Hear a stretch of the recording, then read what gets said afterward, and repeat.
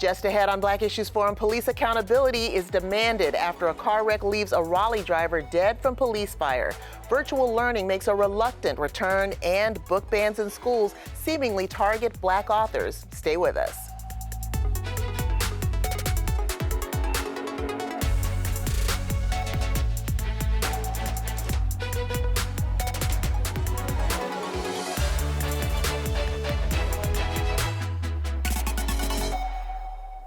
Welcome to Black Issues Forum. I'm Deborah Holt-Noel. Police accountability is the principal demand once again in view of another police-involved shooting death. It was Raleigh police who responded to several afternoon 911 calls on January 11th, reporting a car accident on I-440 where a vehicle had flipped several times, and exactly what unfolded after police arrived on the scene differs depending on who tells the story. But the ending is the same. Husband and father of three, Daniel Tercios, was tased, then shot multiple times by police, then transported to a hospital where he was pronounced dead. Family and witnesses on the scene say Mr. Tercios was briefly knocked unconscious from the impact of the car flipping over several times, and when he emerged from the vehicle, he was disoriented and confused. One of the 911 callers who said he was run over or run off the road by the turned over vehicle said that the driver was intoxicated. There is currently no evidence of that. Now an officer is on administrative leave pending further investigation, and Mr. Tercios' family and a local community action group are demanding justice. I want to welcome attorney Dawn Blagrove, Executive Director of Emancipate NC, who is also representing the Tercios family. We invited Raleigh Police Chief Estella Patterson, but she declined because this incident is currently under investigation. Attorney Blagrove, thank you so much for making the time to come this morning. Is Mr. Tercios' death an unfortunate outcome from a hectic and confusing situation involving police? I hesitate to characterize it as a hectic and confusing situation, only because law enforcement are trained professionals, which they like to remind us all the time. This is what they are supposed to be able to do. So even in the most chaotic and hectic situations, it is law enforcement that should be able to keep its head and make leveled and deliberated decisions about what is best for public safety. That is not, we believe, what happened on January 11th. What parts or what details of the story are important here when we're talking about police accountability? The details of the story that are important here are the actions of the RPD officers, all of the ones that were involved, transparency, when and where we'll be able to see what actually happened based on the body cam footage, and also use of force and the preservation of life.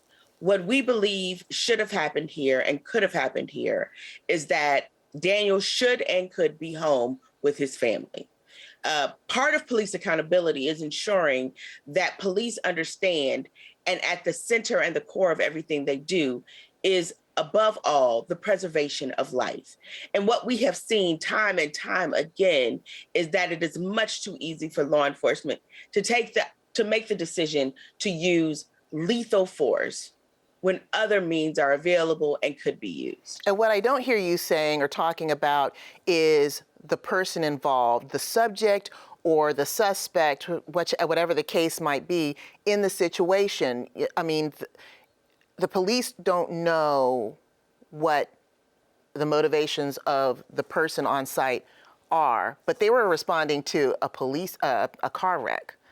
So I would imagine, whoever's on site is, going to need some aid, not arresting. Exactly. And I think that again, and I think this begs also the question of, why do we need law enforcement in some of these types of situations? It seems to me that we've gotten used to law enforcement being ever present at situations where they simply are not trained to be.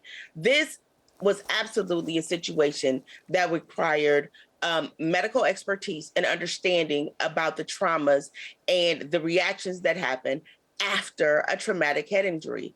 This car flipped multiple times. So for the officers on the scene, and even in the 5-day report, to say that that Daniel was not responding to commands after he had suffered a traumatic head injury in an accident only moments ago, where it is so often understood by the medical community that those types of head injuries will cause serious disorientation, will cause behavioral abnormalities. None of that will seem to be taken into consideration at this point, or in the incident with Daniel. Daniel should be alive. And had the situation been handled by professionals who were trained to deal with the aftermaths of terrible accidents, he might still be alive. What new information do we know from the 5-day report? From the 5-day report, we really don't know any new information. What we do know is that there is a criminal investigation that is underway by the SBI of this fatal shooting. And while that feels good and it sounds good, we also know that the SBI does not have a great record of holding law enforcement accountable here in North Carolina. As a matter of fact, since 2010, they have never found an officer to be criminally responsible for any use of force or excessive use of force. So that is good, but it is not the end all to be all. The other thing that we learned is that law enforcement seems to be taking the position that after Daniel was shot the first time, that he was still a threat. We take very serious issue with that characterization, and it is only with transparency and full unredacted access to the body cam footage that we will really be able to tell what unfolded on that particular day, on January 11th. But what we know from witnesses who were on the scene, after those initial rounds of fire, Daniel was not a threat. Well, in the name of transparency, another part of this story is a small pocket knife that the police say Daniel or Mr. Tercios used and lunged at one of the officers with. And so that created this situation where the police needed to protect themselves. So you talk about the importance of a narrative in stories like this. Here we've got an accusation or the question of Mr. Tercios' state of, intoxication or non-intoxication. There's a weapon on site in many police and, a so-called hectic situation, which you say is not hectic necessarily, so that's debatable. But talk about the importance of the narrative and what the narrative in this is and what it ought to be.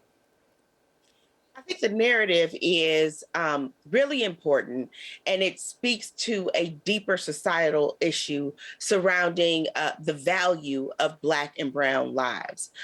It was so easy for the media and for law enforcement to characterize this as a knife-wielding man who was shot by law enforcement.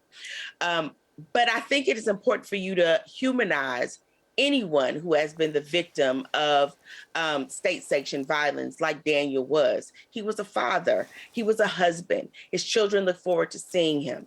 The 11-year-old son plays soccer, and Daniel would often go to all of his games and play soccer with him and coach him sometimes. This is a man that worked with his oldest son. They would do kitchen and cabinet installments together. This was a family man, and this was a real human being. Was he a perfect man? No. But who of us is? What he was, though, was a man. And the narrative matters because empathy matters. Absolutely. Our lives are not disposable. Black and brown lives matter. And that is the importance of controlling this narrative. Well, the city of Raleigh has a new police chief. She's relatively new. How's your relationship with Chief Estella Patterson? Our relationship is good. I have not actually met her personally, but several people on my team have. And to be perfectly honest with you, we have been relatively pleased with the way that she has responded to the situation.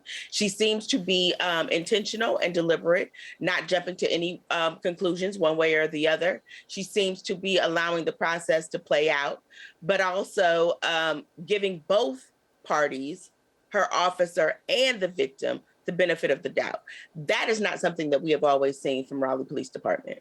Now, you are demanding accountability. What exactly does that look like? And do you think that it's coming?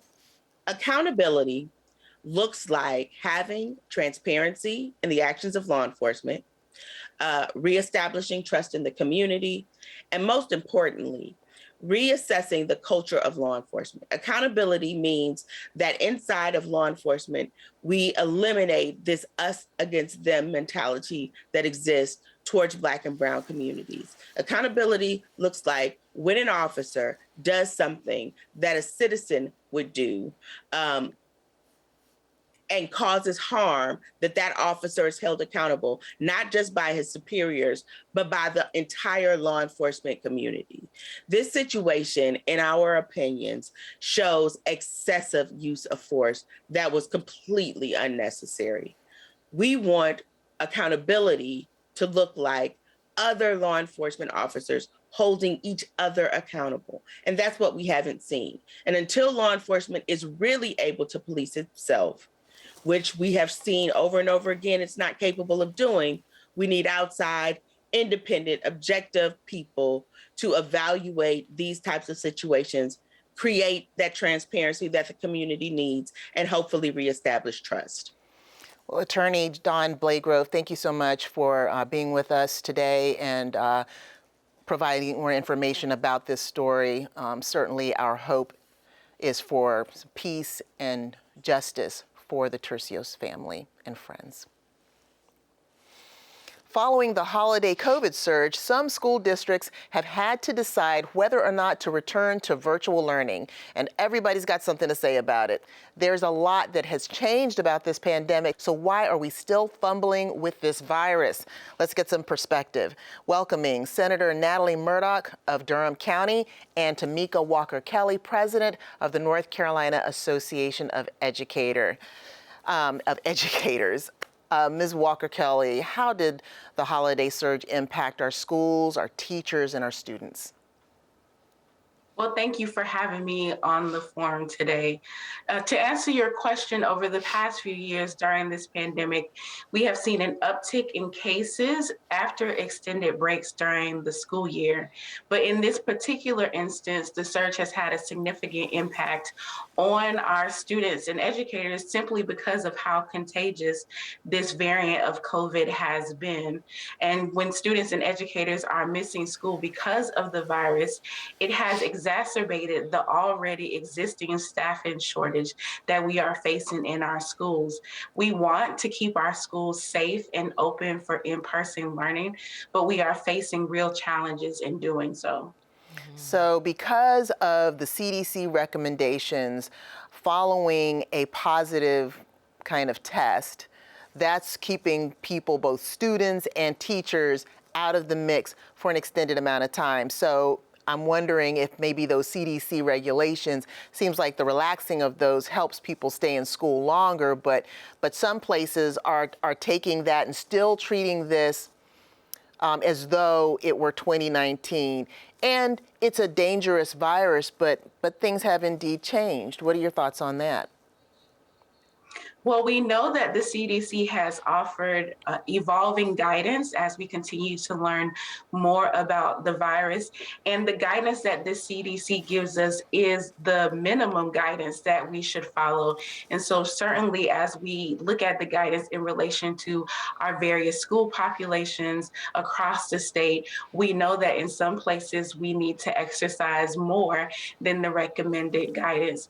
And with all of the changing guidelines, our school districts are having to evolve their policies as well. So yes, the quarantine guidelines, the testing guidelines that affect our school do change how many staff and students we have in our school building, because ultimately we want them to be safe. And so we want to make sure that we are providing all of the tools necessary at our disposal in order to do that. And Senator Murdoch, I mean, we know a lot more than we did about this virus a number of years ago, and we have a lot more resources to fight it. So how do you interpret kind of the surge in caseload and also the fears? Yeah, I think those fears are grounded in reality. And first and foremost, since we do have President Walker Kelly with us this morning, she, on behalf of all of our teachers across the state, just want to thank them for bearing with us, for leading our children, guiding our children, educating them during this very difficult time. They are also frontline workers. They have put their lives on the line just simply to educate our children. We went through virtual schooling. Now we're back to in-person with this increase in cases. So it's very, very concerning. I know that a number of school districts have had a lot of staffing shortages from folks that not only are ill, but are isolating because someone in their household may be positive. So we really are going to have to use all of the tools at our disposal, but also want to acknowledge the best tool that we have is to provide better pay as well as additional resources for paid leave. You're seeing teachers fearful of losing their jobs simply from staying home because they need to isolate. So it really has put a microscope on our inability to fully support our public schools. And President Walker Kelly, you know, because of this shortage, our governor has issued an announcement saying that state employees may now use some of their leave to try to address the absence of teachers by substituting. Can you talk a little bit more about that? Yes, so we see that Governor Cooper is working towards solutions just like we are doing here at NCAE. And so our teachers love having parent volunteers and community volunteers come into our school. And while volunteers may help, they will not be able to solve the staffing shortage that we are currently experiencing. So one of the things that we know about when volunteers come to school districts, many of them have to undergo a background check, and state employees typically already have done that. And so they may be able to help out in our schools more easily than other people. But one thing I want to reiterate is that this action alone will not solve our staffing shortage. One of the things that we do know, however, unfortunately, is that our school districts do have about $5 billion in federal COVID relief funds that they can use to hire more staff and pay higher wages to attract people to come to the school systems. And so ultimately what we are seeing is the culmination of the pandemic plus an underinvestment in public education. And ultimately, it's our students who lose out. Senator Murdoch, how do you respond to all that she has said, but also this move by the governor? Very well stated. I do think the governor utilized a tool that was in his toolbox, but by far the most powerful tool we have are, for one, to acknowledge the fears of teachers are valid. They have a right to ask for every resource that they feel is needed to feel safe to do their job. But as the president just stated, we have to long-term look at how we're funding our teachers and our state budget. We were finally able to get non-certified personnel at $15 an hour, but at the rate of inflation, quite frankly, that still isn't enough. We all know how expensive it is to live, so we have to really show with our checkbooks at the state level that we are serious about supporting our teachers and our non-certified personnel. It's still a matter of where we're going to put these dollars. You know, putting your money where your mouth is. Do we want to support education or don't we? Yes. Are we going to invest in education or aren't we? On another education issue, conservative leaders are moving swiftly in the name of protecting kids from reading or learning about racially sensitive content. Nationwide, many Republicans have implemented measures to restrict what they think is critical race theory, and that has extended to challenging certain literature in schools. A disproportionate number of the books that get challenged, it turns out, are written by authors of color or who identify LGBTQ. Senator Murdoch, if these moves to avoid white shaming become, successful, what's going to happen? We don't want kids feeling uncomfortable in the wrong ways in schools, but there is a certain discomfort that comes with learning about anything, I would think. Absolutely. And quite frankly, it's a part of life. I'm oftentimes in situations where I feel uncomfortable, where I'm the only woman or the only person of color. So we all have to learn our history. We cannot whitewash our history, and find it very alarming that of all the different books that are out there and all of our literature and all the subject matter, it just so happens to be the Black history, the African American history that we're afraid of. And so that should be very concerning to all of us, because we played a critical role in founding this country, still do to this day, still serve as leaders in our local communities. So our students should not be shortchanged by not getting all of this history. And I think it connects to what we previously talked about. I think all of this is a distraction to show that we are not investing in our public schools the way that we should. Let's talk about that. Let's not get lost in all of these distractions of critical race theory, when the fact of the matter is we need to teach all of our history, and it should make us feel uncomfortable. When it makes you uncomfortable, that will encourage you to change and to do better. And I think what's really just amazing to me is that we just got started on this move to increase diverse books. It's been less than 2 years, since, George Floyd, and everybody talking about we need inclusion and we need diversity. Yes. But maybe this was to be expected, is that, well, now, wait a minute, here comes the hammer to say, wait a minute, we are not going to have any white shaming out here. We do not want anybody feeling bad about what happened in the past. Well, Black kids have been sitting in classrooms for years, learning about a history, learning about stereotypes and that kind of thing. And there's been Black shaming, to be honest. And President Walker Kelly, what are your thoughts on, what happens in the classrooms and the moves toward increasing diverse books, pushing against this move to challenge books by Black authors and other authors of color? Well, let me say that we have the best educators here in North Carolina. Our teachers teach students to recognize and learn from our differences and from our past, both good and bad, so that when students go out into the world, they are better prepared to live in this world of increasing diversity, so that we don't repeat the mistakes of our past. And we also, in older grades, we lead discussions and look at current events about things that are happening in the world to make learning meaningful and relevant to the lives of our students. It is the teacher's role and skill set to do that in a way that brings their class together. And so I think North Carolina educators are excellent at doing that. There are many stories of how our teachers bring our students together across differences, and that is one of the great benefits of public education in North Carolina public schools. We offer in our classroom a key component of what we call mirrors and windows, so that students see and recognize themselves and each other in the world that they live in. Mm-hmm. Let me ask you this, and I appreciate you turning the direction on to trust in the teachers who are in the classroom. That applies to our public school teachers. How much of that kind of philosophy do you have control over for private schools and for charter schools and even public charter schools? Well, we have a state curriculum that is set by the expertise of our people who are trained in their content and also in child development. Our private schools and some of our charter schools do not operate from the same guidance that comes from the state. And so we have seen across the state in many different news outlets that the curriculum in our private schools varies wildly from what we teach in our North Carolina public schools. And that is because our North Carolina public schools are open to every single student.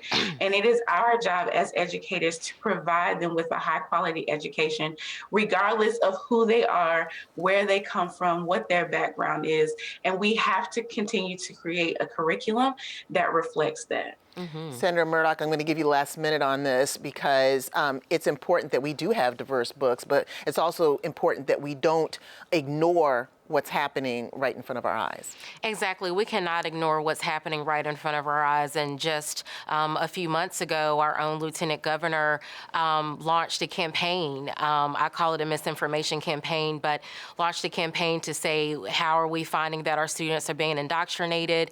And we were unable to find any evidence of this indoctrination.